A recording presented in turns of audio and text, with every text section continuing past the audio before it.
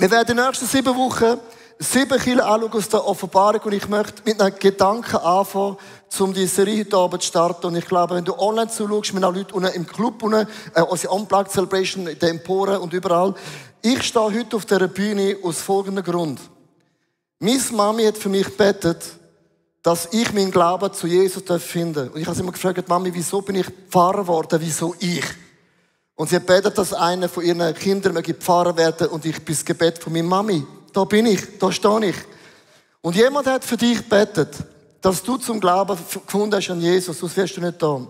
Jemand hat dir das Evangelium erklärt, es gibt eine gute Botschaft, eine schlechte Botschaft, es gibt Gnade und Gericht. Jemand hat das erklärt. Der Heilige Geist hat dir die Augen aufgemacht, wo du hast erkennen, ich brauche, ohne Jesus kann ich vor Gott nicht bestehen. Und denk mal ganz kurz für einen Moment an den Moment, wo du zum Glauben gekommen bist. Ich mag mich noch erinnern, am 1. Januar, wo ich gesagt habe, Jesus, da bin ich. Ich habe gesündigt, ich habe Fehler gemacht, das muss mir niemand sagen. Es ist offensichtlich. Vergib du mir.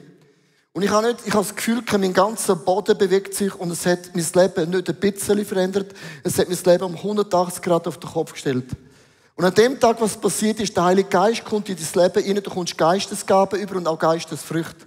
Und das Interessante ist, dass das, was Gott angefangen hat in deinem Leben, wird Gott auch zu Ende bringen.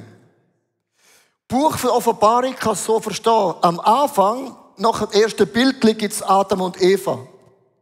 Und jetzt total verkackt. Und zwischen dem Verkacken gibt es ein paar Kapitel, das wird extrem dick geworden, die Bibel. Und am Ende der Offenbarung sagt Gott, wie lange dein Leben immer geht, ich habe versprochen, das gute Werk, das ich bei dir angefangen habe, ich, der Gott Allmächtige, ich will es höchstpersönlich mit deinem Leben zu Ende bringen. Das ist die Botschaft von Gott in deinem Leben. Das gute Werk wird Gott in unserem Leben zu Ende bringen. Lass uns für das Gott einen Applaus geben. That's the point. That's the point. Was für eine Botschaft. Und das Buch von der Offenbarung ist nicht so kompliziert, weil Gott fängt an mit 7 Kirchen. Gott macht 7 Coaching, sagt, wie 7 Kirchen, das machen wir spitze super und das machen wir nicht optimal. Lass uns anfangen mit der ersten Kirche Ephesus, wo Gott einen Brief schreibt und sagt, das ist super und das hat Potenzial.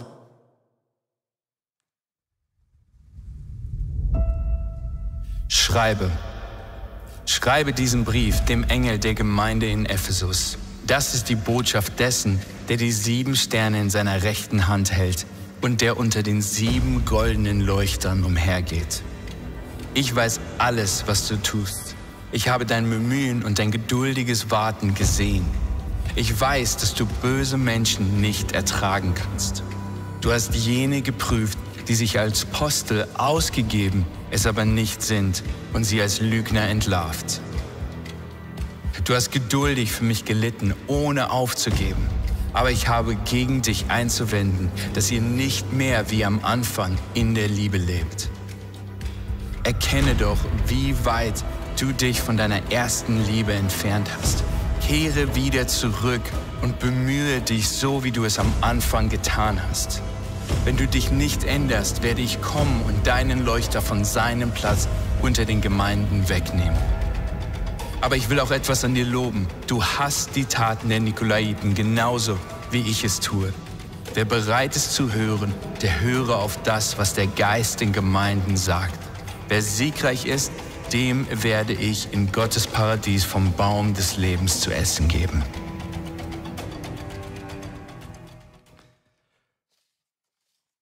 Gott schreibt einen Brief an die Kirche von Ephesus.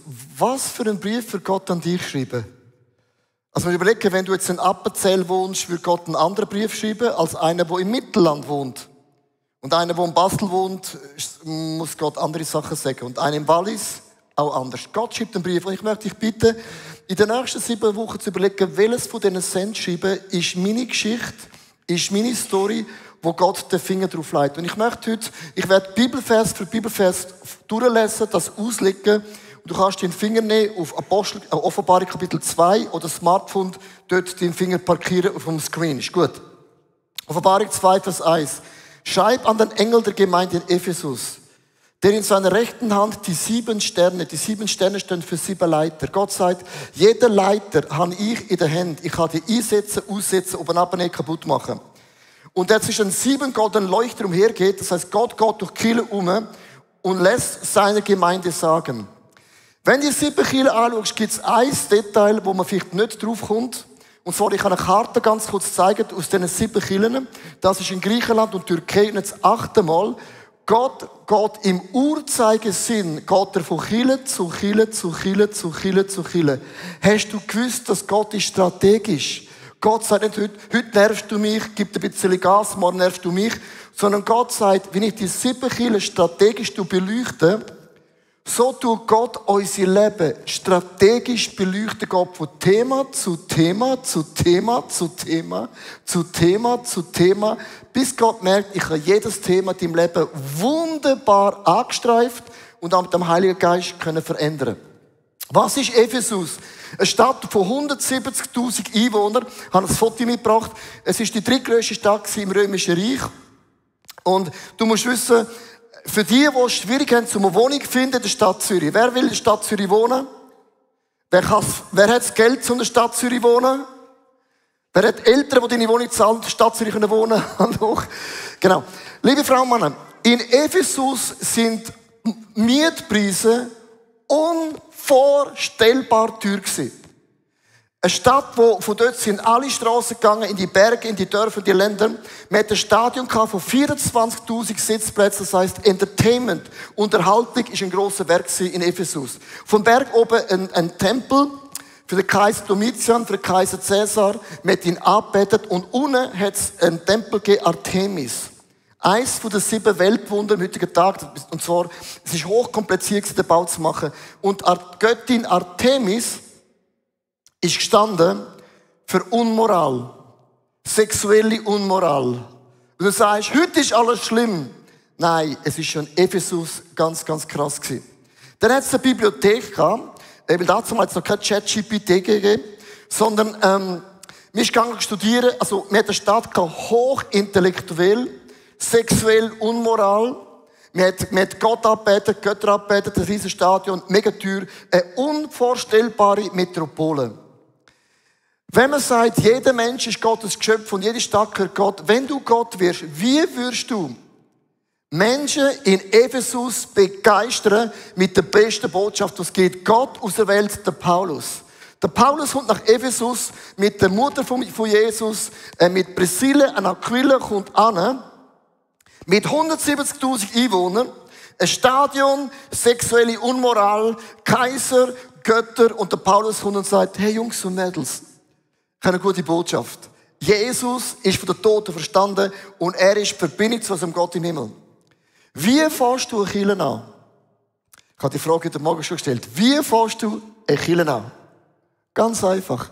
Eine Person geht in ein Dorf und begeistert einen Mensch für Jesus. Eine. Und eine Woche später, boom, bist 2. Dann boom, bist 3. Boom, bist 4. Kennst du das Spiel? Boom, 5. Boom, 6. Boom, 7. Boom, 8. Boom, 9. Boom, 10. In keiner Stadt hat der Paulus so krasse Wunder verbracht. Er hat zum Beispiel seine Schweißtücher auf kranke Menschen gelegt und sind gesund geworden. Stelle ich mir vor, ich fahre den ganzen Tag Harley mit meinen Stiefeln, nicht mehr nach 12 Stunden Fahrt mit Socken, wo nass ist, und du bist gesund oder tot. So muss es dazu mal sein. Und jetzt macht Gott eine Botschaft an die Kirche, Vers 2a. Ich weiß, und Achtung das Wort, Gott sagt, ich weiß. Hast du gewusst, du bist ein Gott, der weiß. Du bist ein Gott, der sieht. Du bist ein Gott, der Notizen nimmt. Und du sagst, niemand sagt mir Danke. Gott sagt, ich sehe, ich weiß, ich habe Notiz gemacht. Wie viel Gutes du tust, ich weiß von deiner Arbeit und kenne auch die Standhaftigkeit in deinem Leben. Warum sagt Gott das? Und er gibt einen grünen Stempel, approved. Ihr seid qualifiziert. Warum sagt Gott in dieser Kirche, ich danke euch für die Arbeit? Weil die Kirche von Ephesus hat nicht funktioniert, weil man Leute, Christen von anderen Kirchen geholt und hat eine bessere Celebration gemacht. Nein, sondern sie haben einen Menschen nach dem anderen für die Sache von Gott begeistert. Gott sagt, ich danke euch, dass die gute Botschaft treu, kühn und mutig in die Stadt getragen haben. Und ich möchte Danke sagen heute anstelle von dem Gott im Himmel. Danke für jeden Mensch, wo du bettest, wo du einladest, wo das Evangelium erklärst, weil du bist für viele Frauen und Männer das grösste Wunder, das es jemals gegeben hat. Gott sagt weiter im nächsten Vers 2b, es ist gut. Gott sagt, ich weiß, es ist gut, dass du die Bösen in eurer Mitte nicht duldest und als Lügner entlarvst und sich als Apostel ausgeben und sind es nicht. Und jetzt sagt Gott wieder approved, falsche Apostel. Wer von euch kennt Irrlehrer? Guck, kannst du eingeben, Leo Bicker, YouTube Irrlehrer, siehst du auch. Wie erkennst du falsche Apostel? Und jetzt bitte lass mir gut zu, das ist mega, mega wichtig. Es gibt so viele Frauen und Männer, die auf Leute einfallen und sagen, wie in aller Welt kannst du so blind sein? Falsche Apostel funktioniert immer folgendermaßen. Immer. Sie haben eine Offenbarung von Gott, ein Engel erscheint nur ihnen. Nur ihnen. Und gibt ihnen eine Botschaft. Und die Botschaft ist immer etwas, was in der Bibel oft nicht ganz so findest. Und sagen sie, hey, ich habe eine Offenbarung bekommen von Gott, folg mir nach. Und ich erkläre euch als euer Apostel, was es heisst. Und ich sage euch auch, was du musst links und rechts machen. Und dann sagen sie, verlass deine Familie und folge nur noch mir nach und gib all dein Geld mir. So läuft's. Was ist die Botschaft im ICF Zürich? Tätowiere das in das Ohr. Du hörst von uns immer Folgendes. Jesus hat gesagt, gang heim in deine Familie. Erklär deiner Familie, deinem Oikos, Botschaft. Gott hat nie die Menschen rausgerissen und gesagt, gang heim, leb den Glauben in deiner Verwandtschaft. Dann zweitens ist mega wichtig, alles, was du hörst von mir, von irgendjemandem dort preachen aus der Church, ist das mit der Bibel deckt? Oder ist das eine Zusatzmeinung, die eine Meinung ist? Irrlehre findest du immer an Themen, die du nicht in der Bibel findest. Und prüf alles, was du hörst, auch von mir, und der Rest spül ins WC runter und er ist drinnen. Und er sagt, ich danke euch, seiner unglaublich, haben der Apostelkeitsstimme gegeben. Vers 3. Und weil du dich bewusst bekennst, musst du geduldig Schweres tragen. Du hast niemals aufgegeben. Und jetzt gibt es eine riesige Challenge. Der Paulus hat sein Leben gegeben für das Evangelium. Hat finanzielle Einbußen gehabt. Und es hat im jüdischen Glauben Frauen und Männer gegeben, die mit Schwören, mit Geisterbeschwörung Finanzen gemacht. Es gibt Menschen, die aufgrund vom Evangelium Geld verdienen mit einer falschen Absicht. Hast du das gewusst? Das gibt's. Jünger kommen zu Jesus und sagen, Jesus, die verkündigen das Evangelium, um Geld zu verdienen. Was sollen wir machen? Und Jesus sagt, papperlapüppelapüpp. Lass ihn doch machen. Hauptsache das Evangelium wird verkündet. Und es gibt eine folgende Situation. Frauen und Männer haben Geld gemacht mit Geistern und sie wollen Dämonen austreiben. Und dann sagt der Dämon, der Paulus kenne Jesus auch, aber was für Pflöcke sind ihr? Und dann passiert etwas unglaublich Schlimmes und ich möchte das euch vorlesen, die Apostelgeschichte. Ich gehe ganz kurz in eine Side-Story rein. Ich werde nicht alles erklären, aber es heißt im Vers 18, viele von denen, die zum Glauben gekommen waren, bekannten jetzt offen. Hast du gewusst, der Glaube ist keine Privatsache. Sie sind offen bekennt, Jesus hat das Wunder gemacht, dass sie früher eine Zauberei getrieben hatten. Eine ganze Anzahl von ihnen betrachten die Zauberbücher und verbrannten sie in aller Öffentlichkeit. Man schätzt den Wert auf 50.000 Silberstücke. 50.000 Silberstücke bedeutet, ein Wert von 3 Millionen Schweizer Franken haben sie in Bücher verbrennt. Das Problem ist nicht Bücher, sondern sie haben mit Zauberei Geld verdient. Und ich möchte dich fragen, und ich frage auch mich, wie viel ist dir der Glaube an Gott wert? Ist deine Karriere, dein Label, deine Idee dir mehr wert als der Glaube an Jesus? Mir hat ein Geschäftsmann vor nicht allzu lange gesagt, Leo, Geschäftswelt ist so kompliziert. Das ist ein Haifischbecken. Weißt du, es gibt nicht weiß oder schwarz, es ist grau. Das ist alles grau. Es ist weder weiß noch schwarz, es ist mega grau. Ich habe das nicht so, es ist mega, weißt du, es ist weder noch, es ist grau. Ich habe gesagt, ich bin nicht blöd, ich weiss, es grau ist, grau ist grau. Ich habe gesagt, schau, der Punkt ist das. Ich glaube an Wert. Und manchmal musst du einen Auftrag können Nein sagen, Auch wenn ich den Job koste, du weißt, ich habe einen Wert, wo ich glaube, wo höher sind als die Finanzen, die reinkommen. Vielleicht verlierst du den Job, weil du gläubig bist, und dann verlierst du ihn halt. Dann gibt es halt einen neuen Job, zum Beispiel, keine Ahnung. Komm ins ICF und schaff gratis mit. I don't know. Aber liebe Frauen und Männer, ich möchte wirklich sagen, viele von uns ist Geld und Karriere der größere Gott als Gott selber. Und sie haben alles verbrennt. Sie haben ihre Karriereleiter schachmatt gemacht. Und jetzt kommt Gott und sagt im Vers 4. Also Gott sagt, das ist gut gemacht, das ist gut gemacht, das ist gut gemacht. Und jetzt sagt Gott, aber eines habe ich an dir auszusetzen.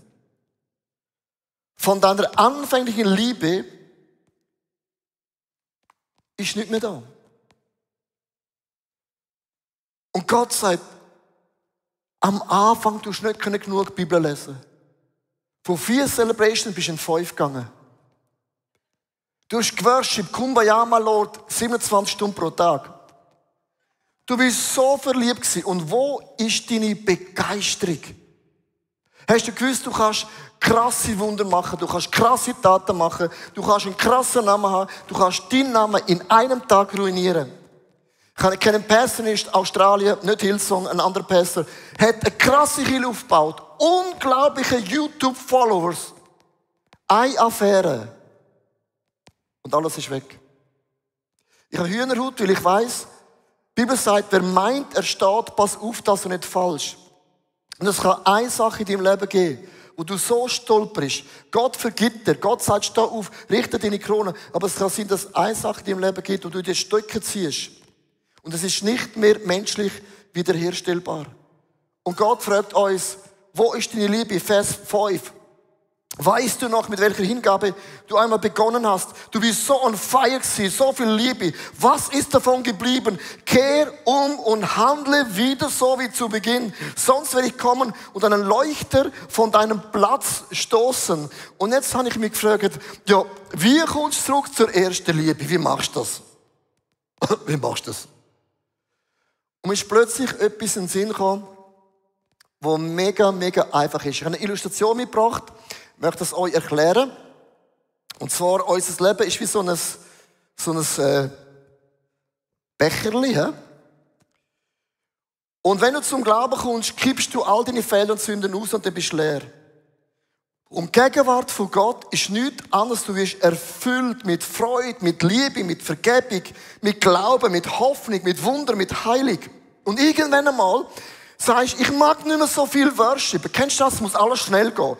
Schnell ein Song-Worship, ein Gebet heilig und es muss alles pronto so wieder gehen. Dann sage ich, Gott, ich brauche deine Wunder, ich bin so leer. Nein, ein Song langt mir, ein Bibelvers langt mir, ein Quote, nein, Instagram, ich muss einen TikTok machen, ich muss noch das Velo am Bahnhof. Oh, ich habe vergessen, das Red Bull zu trinken. Oh Gott, mach bitte schnell. Oh Gott, ich habe ganz vergessen, das Trambillett. Oh, meine Mutter hat Geburtstag, der Vatertag und der Muttertag und der Brudertag und der Untertag und der Kindertag.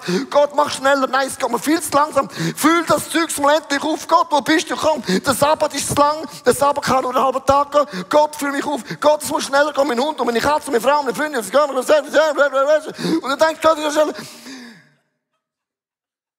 sei still und bekenn, dass ich bin Gott. Und während du mal still anhebst, füllt Gott deinen Becher. Sei still. Das ist das Bild von der ersten Liebe. So gehe ich jeden Tag in den Tag hinein und ich bin voll gefüllt mit Glauben, mit Hoffnung, mit Liebe, mit Begeisterung. Der Herr ist mein Hirte. Ich habe einen Hirte, come on. Das ist ein Hirte. Wenn Gott für mich kämpft, kämpft Gott für mich. Niemand kann gewinnen. Leck, bin ich happy, ich bin so gefüllt, ich bin so happy, ich bin so dankbar. Come on. Und dann gehst du arbeiten. Der Chef sagt, bist du vorgekommen. Es gibt jeden Tag einen Mensch, der dich hässlich macht. Wer kennt das? Eine Nachricht auf TikTok, das kannst du nicht so schreiben. Oh, leer. Nicht schon wieder. Und du kannst müde werden, jeden Tag 100-mal sagen, Gott, da bin ich wieder, der Becher ist wieder leer. Die Erik hat mich verrückt gemacht und der scheiß Hund und der TikTok und der Untertag und Gott, es tut mir mega leid. Füll es wieder.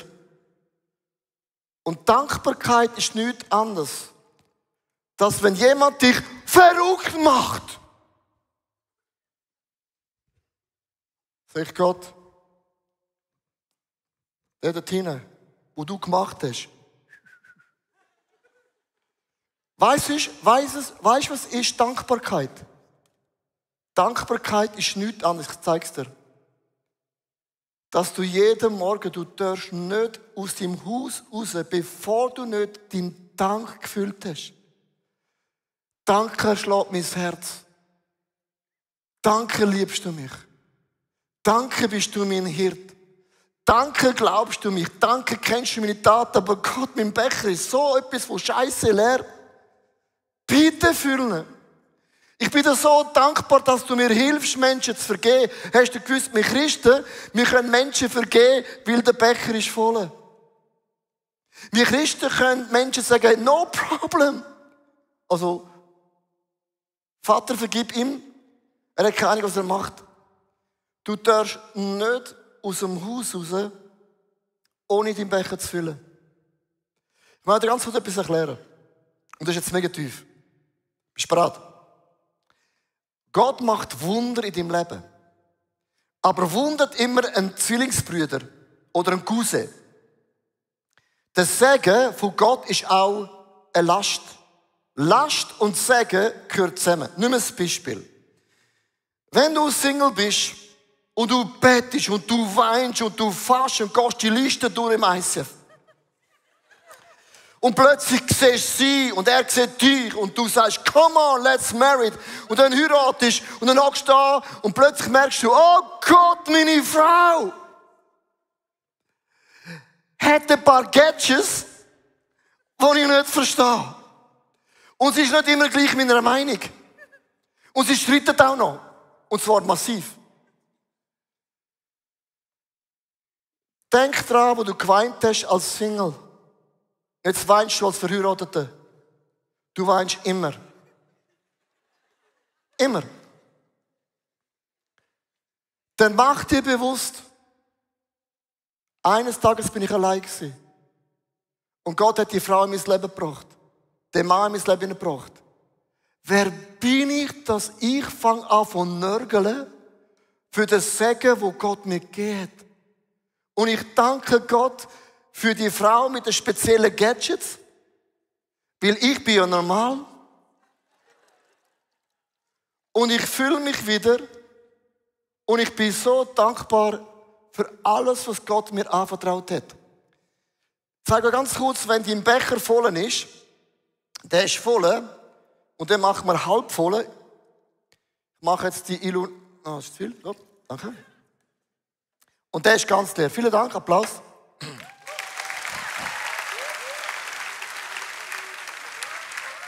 So, ganz ein wichtiges Bild.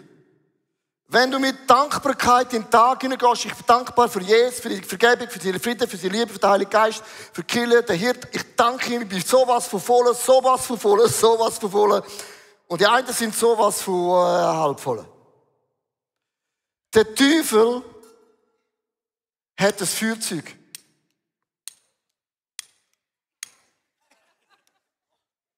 Wenn du leer bist, wird es immer einen Moment geben, wo der Teufel kommt und etwas bei dir anbrennt. Und achtmal fängt es an zu brennen. CO2-technisch natürlich eine Katastrophe, oder? Und wenn du halb voll bist,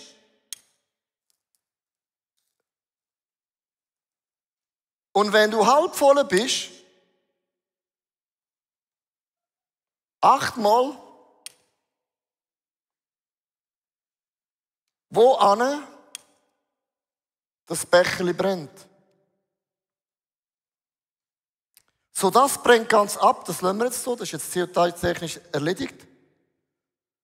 Und das brennt achtmal. Bis wo ane?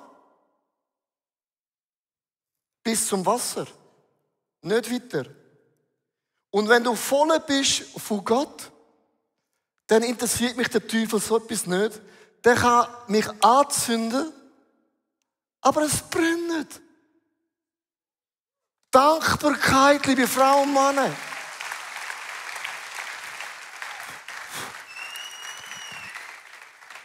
Dankbarkeit besteht in deinem Leben. Und so kommst du zurück zu der ersten Liebe. Ich möchte enden bei dem Brief, bei den letzten 2 Bibeltexten. Und jetzt, also ich finde es interessant. Das brennt extrem. Aber es funktioniert, siehst du das? Also 3-mal sagt Gott, gut, dann sagt er, ich habe gegen dich etwas. Ich habe den Verdacht, das ist jetzt meine Meinung, Gott geht hart rein und merkt plötzlich, ich glaube, jetzt bin ich hart reingegangen. Wer kennt das? Bei den Kollegen gehst du voll hart rein und denkst, jetzt fängt sie an von weinen, ich nicht will, ist ja Samstagabend, wenn ich in den Ausgang gehe. Und dann suchst du noch etwas Positives, oder?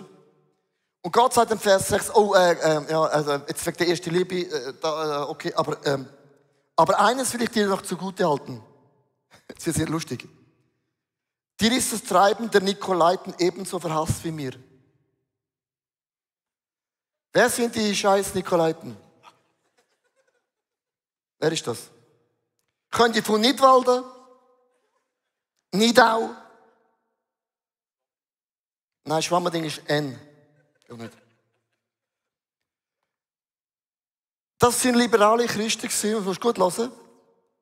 Die liberalen Christen haben gesagt, ja, mit der Sex da, mit Sexualität und so, das kennen wir nicht so. Das kennen wir nicht so.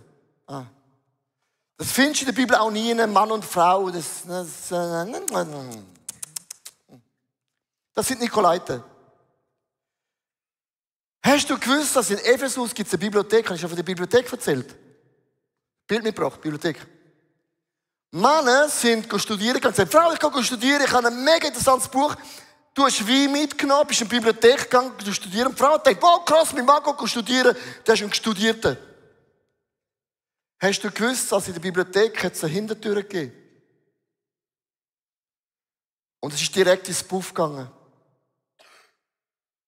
Männer sind studieren gegangen, in die Bibliothek rein, Tür ins Puff, den ganzen Tag. Am Abend, hey Frau, ich habe etwas gelernt, krass.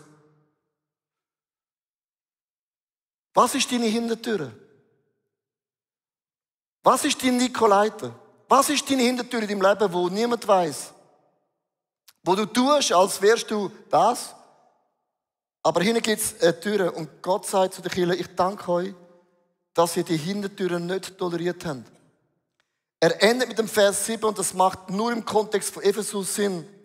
Wer Ohren hat, der höre, was der Geist Gottes den Gemeinden sagt. Wer durchhält und den Sieg erringt, dem will ich die Früchte vom Baum des Lebens zu essen geben, der in Gottes Paradies steht. Wenn du zum Thurgau kommst, jetzt sagst du, wir haben so viele Äpfelbäume. Was soll das? Ein Bild, ganz kurz zurück nochmal von der Artemis und schau die Artemis an. Die Artemis ist gestanden in der Mitte der Stadt, die Statue. Alles mit Fruchtbarkeit und sie hat gesagt, wer mich anbetet, der wird fruchtbar werden, dem wird es gelingen und sexuell mach du, was du machen willst. Und Gott sagt, liebe Kinder von Ephesus, wenn du eine Backtür in deinem Leben hast, die niemand weiss, und du glaubst, dass das dich fröhlich und glücklich macht, dann ess von dem Scheißbaum. Aber ich habe einen Baum vom ewigen Leben und es ist ein anderes Level, als dir die Welt jemals will geben. Und Gott fragt, kannst du Frieden erzeugen? Nein. Kannst du Freude erzeugen? Nein. Und Gott sagt, Kirche zu Ephesus, wenn du dich entscheidest, dass ich das Zentrum bin, dass du gefüllt bist mit Gottes Gegenwart, nichts in dieser Welt kann dir jemals das geben, was ich dir möchte geben. Wenn Gott heute Abend einen Brief schreiben an dich und mich, was wird Gott schreiben? Finde ich eine hochinteressante Frage. Aber mich hat das triggert, die Dankbarkeit. Spielt keine Rolle, wie viel ich mir schon geleistet habe im ICF, wie grossartig das Gebäude ist. Das zählt alles nicht.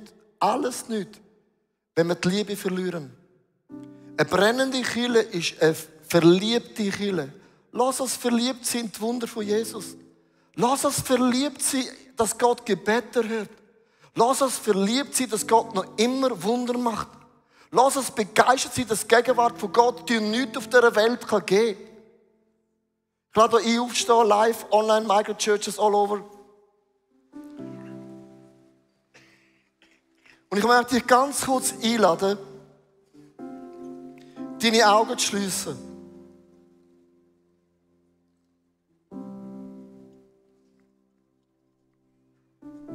Es heisst, jedes Mal der Offenbarung, wer Ohren hat, der höre, was Gott seinen Kindern möchte sagen. Und ich glaube, heute Abend hat Gott zu dir geredet. Das ist bei jeder Person etwas anderes. Aber ich möchte heute Abend ein ganz spezielles Gebet beten. Ich habe mit 18 gesagt, Jesus, da bin ich. Ich habe Sachen in meinem Leben falsch gemacht. Ich brauche deine Vergebung. Und ich habe Jesus in mein Leben eingeladen, weil er ist die Brücke zum Glauben an Gott. Unsere Fehler distanzieren uns zu Gott. Und Jesus ist gekommen, um unsere Fehler und Sünden auf sich zu nehmen, damit wir mit Gott eine Freundschaft haben. Und ich möchte heute Abend das Gebet beten für all die, die da sagen, Leo, ich kenne Jesus nicht. Ich bin so weit weg von ihm. Ich lade dich ein, wo immer du jetzt stehst und bist, dann bete das Gebet in deinem Herzen mit. Und sag, lieber Jesus, ich danke dir für mein einmaliges Leben. Es tut mir leid, wenn ich Sachen bewusst und unbewusst falsch gemacht habe. Vergib mir meine Sünden. Ich lade dich ein, in mein Leben zu kommen. Alles, was ich bin und handle, lege ich dir zu Füßen. Bitte leite und führe du mich. Segne und beschütze du mich. Und ich werde dir für immer gehören. Die Bibel sagt, wenn du das Gebet betet hast, deine Sünden und deine Fehler sind dir vergeben. Gott schreibt deinen Namen ins Buch vom ewigen Leben. Du gehörst zur Familie von dem Gott im Himmel. Du bist ein Teil von seiner Familie. Und jetzt möchte ich einfach einen Moment ruhig sein, wo der Heilige Geist zu dir reden kann. Ich liebe es, den Moment, wo Gott zu dir redet. Er kennt dein Leben. Er weiß und sieht und nicht nur der Heilige Geist. Ich habe meine Ohren aufgemacht. Ich werde hören. Red zu mir.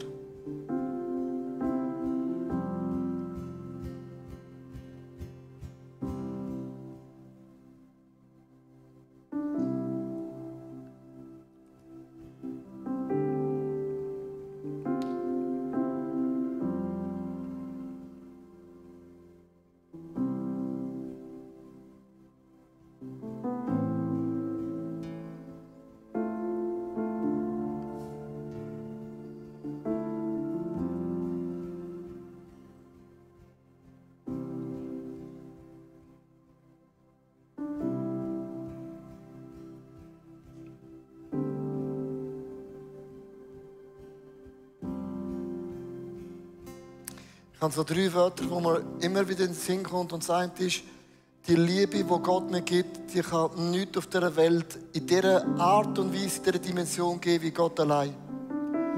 Der Frieden in meinem Herzen, ausgegossen durch den Heiligen Geist, hat nichts zu tun mit Umständen, die mögen gut oder schlecht sein. Und ich habe einen Geist von der Hoffnung. Hoffnung bedeutet, ich weiss, auch wenn es Sachen gibt, die ich nicht verstehe, und ich verstehe ehrlich gesagt nicht alles. Gläubig bedeutet nicht, ich verstehe alles und ich weiß alles. Nein, ich verstehe vieles nicht. Ich bin ein Schaf, ich laufe ihm nach und ich komme nicht raus. Aber eins weiß ich.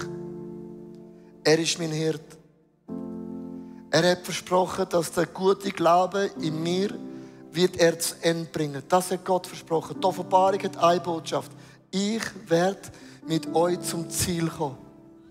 Ich komme mit euch zum Ziel. Lass uns den Song singen. Ich komme zurück zu dir, Jesus.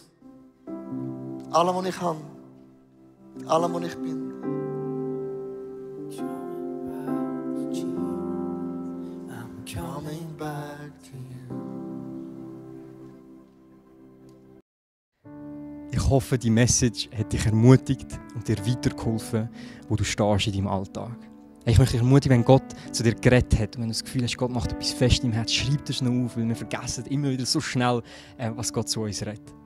Hey, und wenn es dich interessiert, wer der Sunday Night ist, was das für ein Gefäß ist, dann möchte ich dich ermutigen, hey, wir haben einen Telegram-Channel, du bekommst jetzt gerade hier einen Einblender, wo du kannst, den abonnieren und dort wirst du immer die neuesten Infos bekommen, was wir als Community machen, am Freitagabend, am Sonntag, was auch immer gerade ansteht. So bist du immer auf dem neuesten Stand. Ich wünsche dir eine super Woche.